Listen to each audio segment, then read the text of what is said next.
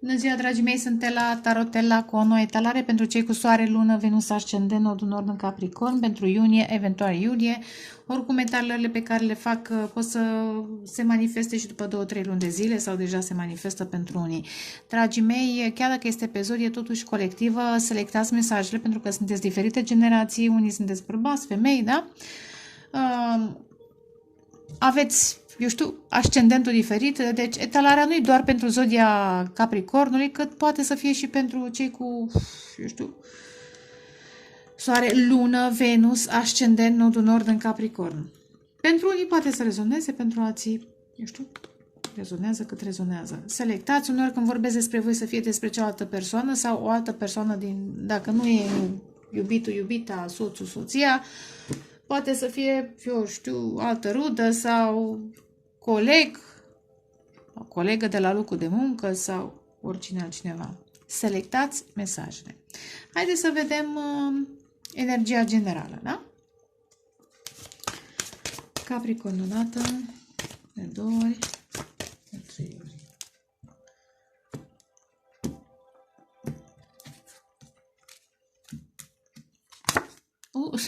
Guvernatorul vostru, Saturn. Energia generală, responsabilități, karmă, interesant, responsabilități acasă, că e casa a patra.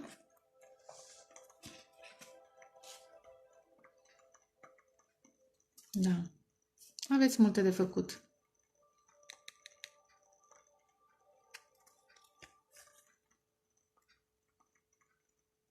Unii dintre voi acasă trebuie să vă vindecați de o karmă, apropo, din copilărie. Karma în legătură cu mama voastră, care vă afectează relațiile, relația cu copii, relația cu copilăria, eventual cu iubiți, iubite. E o karmă de mamă, de energie feminină. Poate unii aveți responsabilități ca și mamă, ca și femeie în casă, dar continuați să investiți în vindecarea acelor traume din copilărie, repet, față de energia maternă, pentru că vă afectează celelalte relații și câte responsabilități ați avea, aveți nevoie de un ajutor, da? Și atunci trebuie să relaționezi cât de cât armonios. Hai să mai vedem ce ar mai putea să fie. Rac și lună, iar guvernatorul racului e în opoziție cu Capricornul, evident. Poate cineva e mamă, are un copil și se simte apăsată eventual de această poziție. Bine. Hai să vedem ce legătură e de valetul de cupe, apropo de copil, acasă. Iar luna, muncă. Hai să mai vedem. Soare, lună, Venus, ascendent, nodul nord în Capricorn odată, de 2 ori, de 3 ori. Iar copil. Poate să fie și unii dintre voi, apropo de Saturn, dacă aveți, repet, multe chestiuni acasă, aveți nevoie și de bani, da? Și ce mi-atrage atenția, văd mâini care țin. Ia uite, o mână care ține, eu știu, o cupă și niște sfere. O mână care ține o monedă, iar o mână care ține fluturaș și altă mână care ține monede, mână care ține monede. Deci e ca și când unii dintre voi trebuie să dezvoltați noi abilități sau să le perfectați, da? Și această, pentru că este studentul, valetul de monede este studentul și aici este profesorul. Și asta vă va aduce eventual ori un nou job, ori un nou fel de a face bani și vă va, eu știu, stabiliza financiar, că e 9 de monede, cartea independenței. 9 și cu 1, 10. Și uite așa, cu pași mici și siguri, așa face Saturn, pași mici și siguri, mergeți către 10, către succes, eventual către un cuplu, apropo de relații, odată ce le vindecați pe acelea despre care am vorbit, un cuplu. Pentru că unii dintre voi ați fost trădați, vă simțiți trădați interesant, în copilărie. Poate tatăl, regele de monede, interesant, nu știu dacă soțul, dar soțul și copiii sau tatăl vostru și copilăria voastră v-a afectat foarte mult. Și acum manifestați, iar un nou fel de a vă iubi, cavalerul de cupe, de a vă iubi independența și, cum am zis mai devreme, țineți mesajul acela, puteți să vă atrageți altfel de parteneriate. Nu neapărat iubit-iubită, pot să fie și, repet, colaborări la locul de muncă, dar hai să mai vedem. Parcă n-am tăiat, acum tai. Am tăiat? Nu, n-am tăiat. Nu, n-am tăiat. Și dacă am tăiat, nu nimic, am mai tăiat a doua oară. Fac cum simt. Bine. Capricorn. 10 de monede, ia uite, bani. Familie, tradiție, moștenire. Poate să fie și job, dar 7 de băte. Judecata. O să clarific. Împăratul. Uf.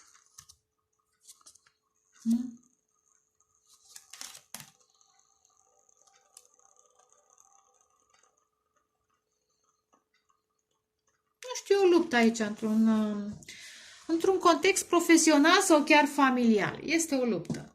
Sunt granițe personale. Unii poate simțiți că sunteți judecați, alții dimpotrivă. Poate aveți tendința de a judeca pe ceilalți. Dar tendința asta vine de undeva din familia în care ați fost crescuți și trebuie să mai lucrați la ea, la această tendință.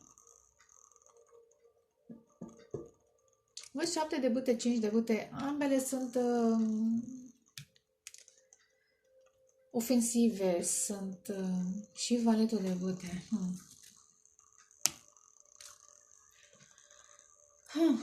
Împăratul, iar poate să fie o figură masculină foarte importantă în viața voastră, un tată, un bunic, o persoană care ține această familie, că de fapt e aici un imperiu, sau chiar dacă nu e imperiu, poate să fie metaforic, dar e o familie care are de toate. Eventual moștenește din cel puțin o generație, din sporul generației anterioare. Într-un fel sau altul. Și apare și împăratul, apropo de casa 4 și a 10-a. Dar poate să fie, aspectele pot să fie la locul de muncă, în carieră, evident, sau acasă. Dar văd să clarific imediat. Văd 7 de bâte care înseamnă, pe de o parte, și lupte cu 5 de bâte, chiar că sunt și niște conflicte, pe de altă parte, în această conjunctură conflictuală, să zicem, pentru unii, cineva ridică granițele, cineva stabilește, ok, până aici am permis, de aici încolo nu mai permit. Și iar eventual e posibil să fie judecată persoana care încearcă să își păstreze terenul său necotropit, să zic, energetic de ceilalți. Eremitul poate să însemne o tăcere între voi și ori una dintre persoanele cu care sunteți în conflict,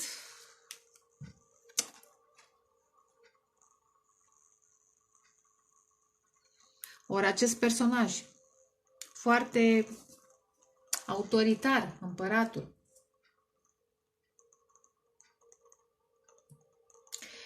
impunător, are și de ce? Împărat, asta înseamnă vreo 4 regi, încă o arcană majoră. Dar hai să vedem ce ar mai fi judecata. Marea preoteasă. Împărăteasa, interesant. Și asul de bâte. 0 și 3 de monede? Mai nu știu exact cum să explic, dar simt că într-o căsnicie unul dintre cei care sunt în acea, sau neapărat căsnicie, într-o familie, să zicem, că acolo înseamnă și mamă și tată și copii, care copiii poate au copii și tot așa, sunt, da, mai multe generații. Că asta înseamnă, repet, moștenire, genealogie și, eu știu.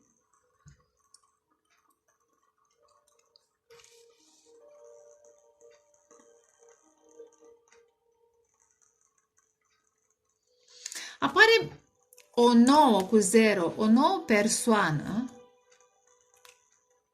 foarte potrivită pentru acest împărat. Dacă sunteți voi, felicitări, dacă o fi altcineva, pentru că vă marcaj în pești, balanță sau taur, sau alt semn de aer. Gemeni. Am zis balanță, gemeni, vărsător sau nebun. Apare o nouă persoană, o nouă atracție. Dar știți ce simt? Că acest împărat totuși este mai solitar cu eremitul. Așa simt. Acest masculin foarte puternic este... Se izolează tocmai pentru că nu vrea să aibă de-a face cu aceste conflicte. Dacă voi sunteți aici, bine faceți. Dacă sunteți de partea cealaltă să zic, baricadei, sunteți în opoziție, ce pot să zic? Cred că vă acuzați unii pe alții. Eu asta simt.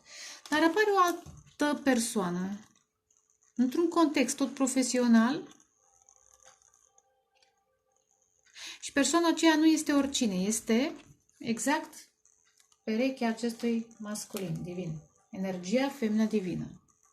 Dar vedeți, voi apare într-un mod foarte subtil cu Marea Preoteasă, stă mai degrabă în umbră și dacă stă în umbră face bine pentru că n-are rost să iasă în față cât timp sunt aceste conflicte. Ideea este că se pune o nouă relație. Dacă voi sunteți pregătiți să începeți o nouă relație,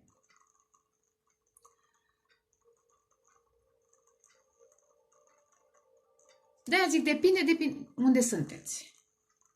Dacă persoana din familia voastră, o persoană importantă din familie, s-a izolat și între timp și-a atras, Dumnezeu îi aduce în cale o nouă relație potrivită, colegii, prietenii, familia intră un pic într-o tensiune. Da, de ce? Da, cum? Aia și ailaltă. Judecată.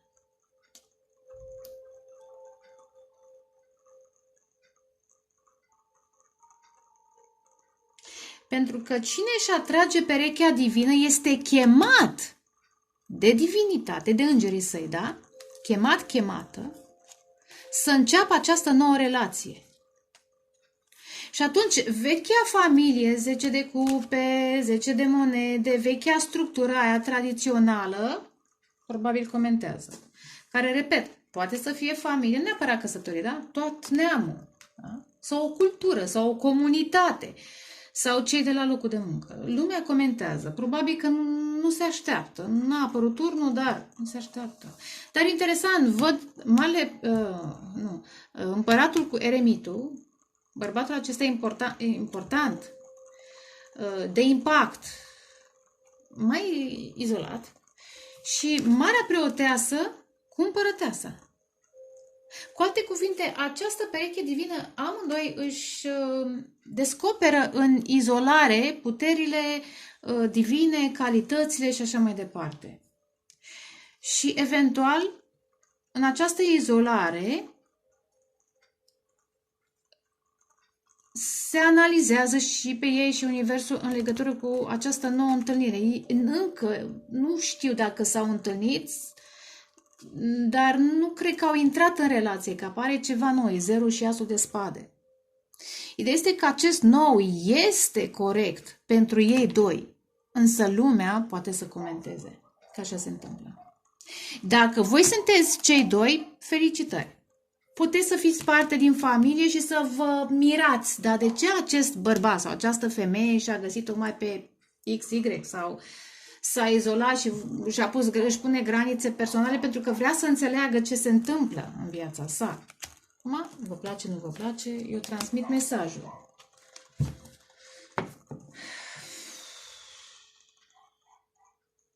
Pentru că acest masculin, repet, foarte important, are responsabilități în această comunitate, job, familie, dar are responsabilități și față de calea sa, față de misiunea sa spirituală. Și aici trebuie să judece, este și judecata lui. Dar hai să clarificăm. 10 de monede. Spânzuratul. Da, Alt arcan major. Spânzuratul înseamnă sacrificii. Sacrificii în familie, în acea comunitate, în acel job, așa îmi place mie să zic job. Ia uite, alegeri la asta. Alegeri. Ce faci? Te simți blocat în acea structură tradițională care are forță financiară, da? Este apreciată, este de impact, da? Și totuși te sacrifici. Îți blochezi, interesant, asta simt în acest moment, blochezi cu 2 de spade, 8 de spade și regina de cupe, blochezi sufletul, dragostea din motive tradiționale. Aici sunt 2 regine de cupe în aceste de cărți. De-aia apar decizii. Ce faci? Dar spânzuratul, pe lângă amânări și blocaje și sacrificii, înseamnă și iluminare. Cine știe de cât timp cineva stă și astârnă în această structură. Interesant ce recunosc, că am zis, n-a apărut turnul, dar recunosc baza turnului, da? Aici e o construcție din cărămidă, da? Care poate să urce ca un zgârie nori. Da? New York, eventual, da.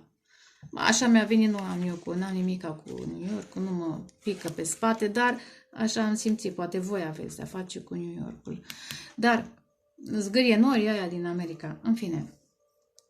Da? Turnul Babel.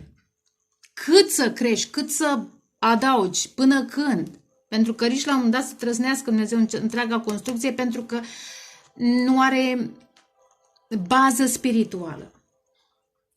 7 de bâte. 8 de cupe. Da, cineva vrea să plece. 8 de cupe. Să pună granițe personale și să plece. Sau să neapărat să plece fizic, este o transformare emoțională. E casa 8-a Scorpionului. Aici judecata ține de Pluto. Judecată sau renaștere, da? 20. Da? Moarte și renaștere. Lași în urmă trecutul ca să creezi spațiu. Și e vorba de un spațiu, repet, energetic, emoțional, spiritual și poate și relațional. Ia uite, 2 de bâte, planuri. Ah, ce frumos, justiția. Și era să întreb și despre justiție. Balanța. Avem balanță, acum aveți, da? Elementele de foc sunt toate, de apă sunt, pământ, da, că vorbim despre... Sunt toate elementele, da, justiție. Cineva se gândește.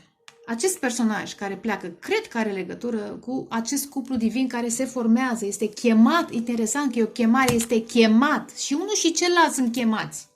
Și am zis, el se izolează în eremitul, da, și caută lumina în întuneric, ea stă în Marea Preoteasă, canalizează, da? Și în...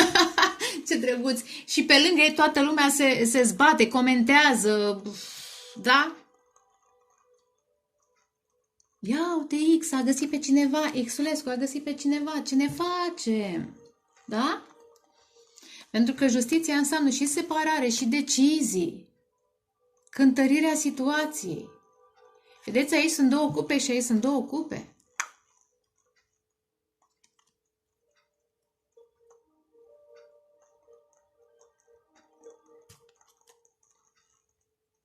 Se iau decizii, se analizează situația, se fac planuri. Cineva face planuri. Ar putea cineva din familie cu regina de monede să încerce să pună bețe în roată, dar, uite, îngerii lucrează. Temperanța, da? Ia uite, și pe cel de aici de la judecată. Îngerii lucrează pentru cele 2 cupe. Pentru cele 2 cupe lucrează. Uite, și aici sunt 2 cupe. Pentru dreptatea și justiția divină lucrează, nu pentru, și eu știu, cei care atacă, 5 de spade, 5 de bâte, cei care creează conflicte. Judecata. Regina de cupe. Dar e cealaltă regină, nu cea tradițională în care se sacrifică personajul, este cea care cheamă la ascensiune. Vedeți, nici nu mai are etichete. Interesant cum canalizez. Și am seturile de cărți astea, iar sunt foarte vechi. Tot timpul vin semnale noi, da? Nu mai are etichete? Este liberă, da? Out of matrix, da? Cheamă la ascensiune. Eventual, știți ce mai simplu? Este energie, iar rac, da? Energie feminină, empatică, sensibilă. Este și chemarea sufletului. chemarea la dragoste. Da? 8, către această cupă, merge către 9. Da? Dragoste față de tine însuți. Împlinirea dorințelor. Da? Și apoi de la 9 îți mai trebuie încă o cupă, cea de la cele două suflete pereche, ca să fii super happy. Da. Ia să vedem. Are you crazy? Regele de cupe. Ia uite. Sunt chemați, faetonul. Energia masculină știe că e înconjurată de mincinoși. Ia uite, de scandalagii, 5 de bâte, am văzut și 5 de spade, 7 de spade. Și când e o vorbă, când ai de-a face cu oameni mincinoși, n-ai altă variantă decât să nu le spui adevărul. Adică nu să minți, să ascunzi. Sau să pur și simplu să taci, dacă e eremitul, să taci. Cea mai bună soluție este să taci.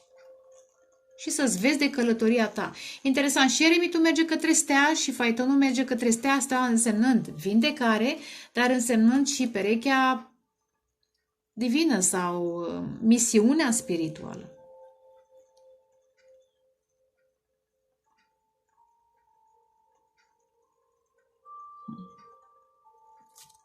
Ia uite, judecata.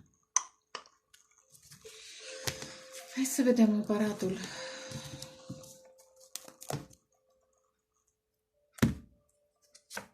Trei de bâte, iar călătorie. Planuri, am văzut mai devreme 2 de bâte, acum 3. Este o așteptare.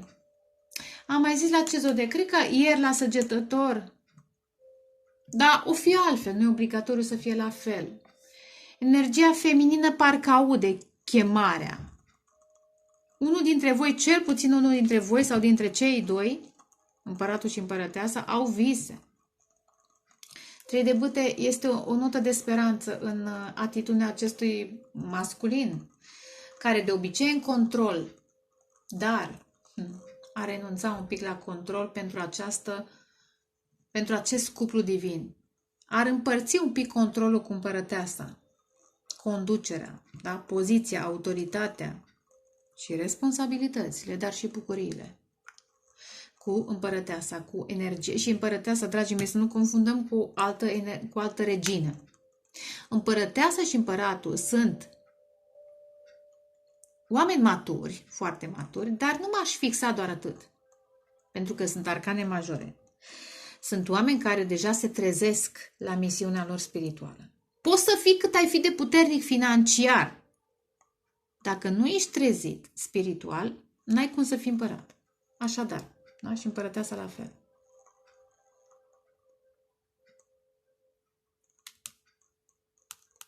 Eventual acest masculin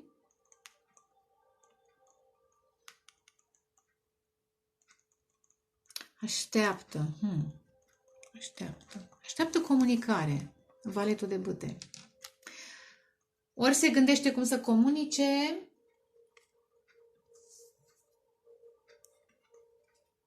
ia uite, valetul de cupe și lumea. Probabil că e distanță. Și soarele.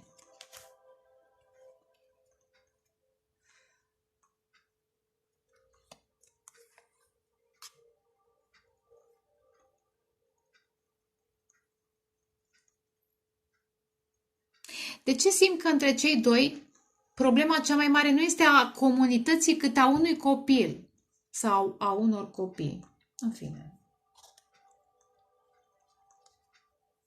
Și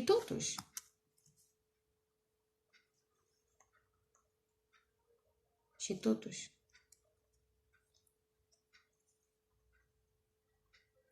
aici iar este gândirea, cred că e acestui personaj important. Cineva se gândește, repet, apropo de Saturn, responsabilitățile pe care le are în familie, pe care și le asumă, dar pentru această familie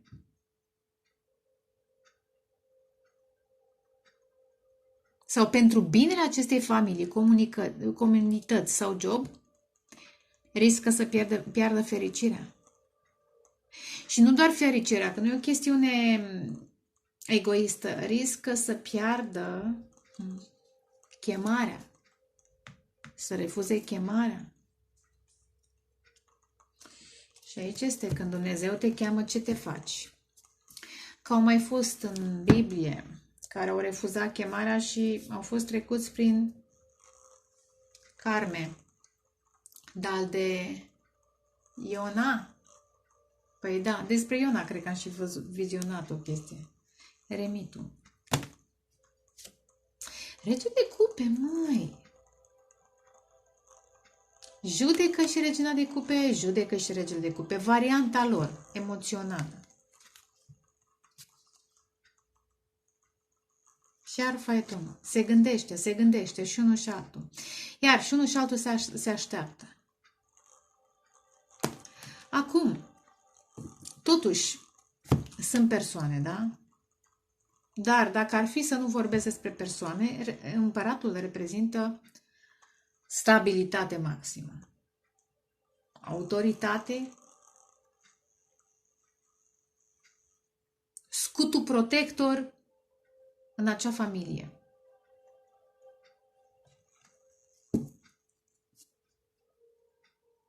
Dacă trebuie și ca femei, dacă trebuie să vă protejați, eu știu ce, aveți voi inspirația să protejați, trebuie să intrați în energia aceasta masculină. Dar să aveți grijă să nu vă blocați conexiunea cu spiritualitatea, să nu vă blocați, să zic, orizonturile. Cine te băte? Cine te băte moartea? Deci conflictele or să, da?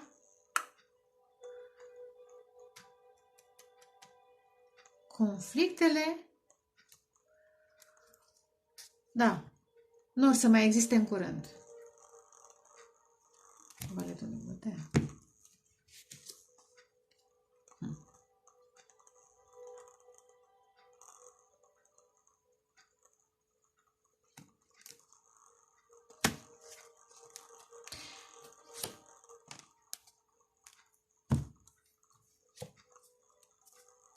Interesant.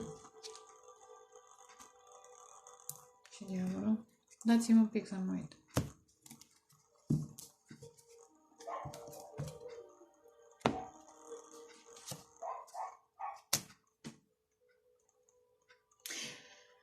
Conflictele vor muri, vor fi puse la punct în curând. În curând, nu știu dacă luna asta, dar spre sfârșitul lunii, poate chiar prin iulie, pentru că decizia va fi luată. Va fi lăsată în urmă relația toxică, tradițională toxică, asta în care te sacrifici, aici unde sunt, vedeți, funiile. Aici sunt funii, aici alte funii sau cătușe sau lanțuri, da?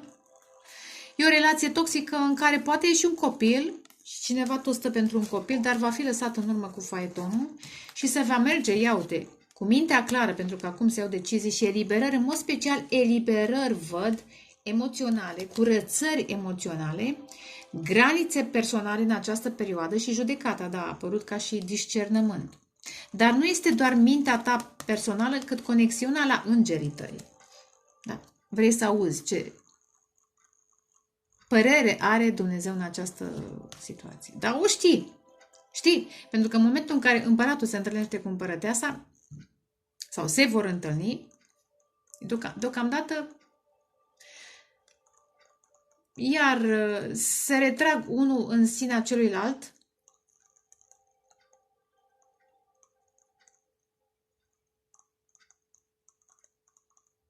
tocmai pentru acest viitor început,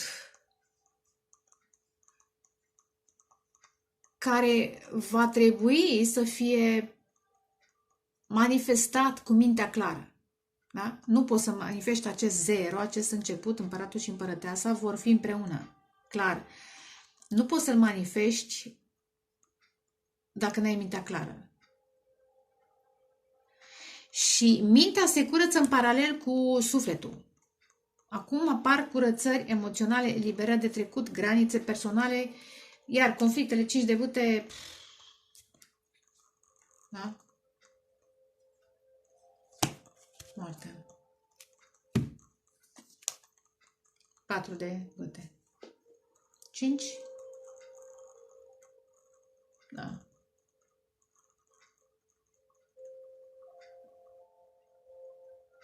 Ar putea să fie și conflicte interioare.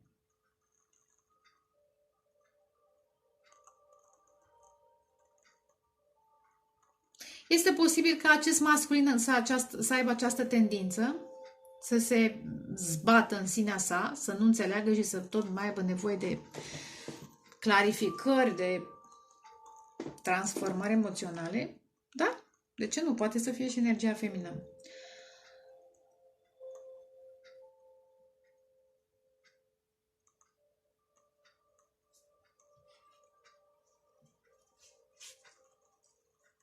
Și în momentul în care se va face pace sau se va transforma conflictul în bucurie. Da, de la conflict la bucurie e doar un pas, dar foarte intens.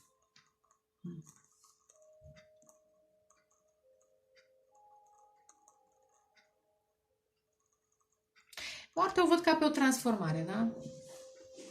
Care va aduce bucurie. O transformare benefică. Repet, de la discuție, scandal la armonie. De ce? Pentru că se lasă situația toxică în urmă. Se va lăsa. Asta sunt mai spre sfârșitul perioadei, eventual luna viitoare sau eu știu când. Nu e obligatoriu, poate și așa. Dar să nu uităm că la capătul setului de cărți, aici începe, e pe cale, da, 1 și 0 și aici apar iau, regele de spade și 0, da? Fiecare cu mintea clară. Vor păși împreună prin portal, aud. Care? Nu mai contează. Un portal. Portalul pe care îl creează îngerii.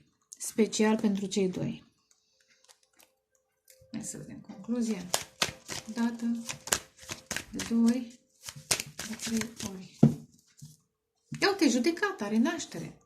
2 de bâte. Cei doi, da,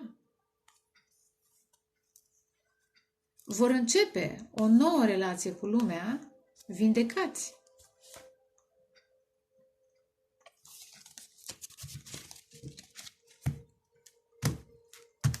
Acum, nu vă gândiți că începeți o nouă relație cu o persoană din trecut, pentru că asta nu se va întâmpla. Avem de 2 ori, aveți de 2 ori 0. Este o persoană nouă. Dacă nu sunteți voi aici, este o persoană din familia voastră. Dar, repet, foarte importantă.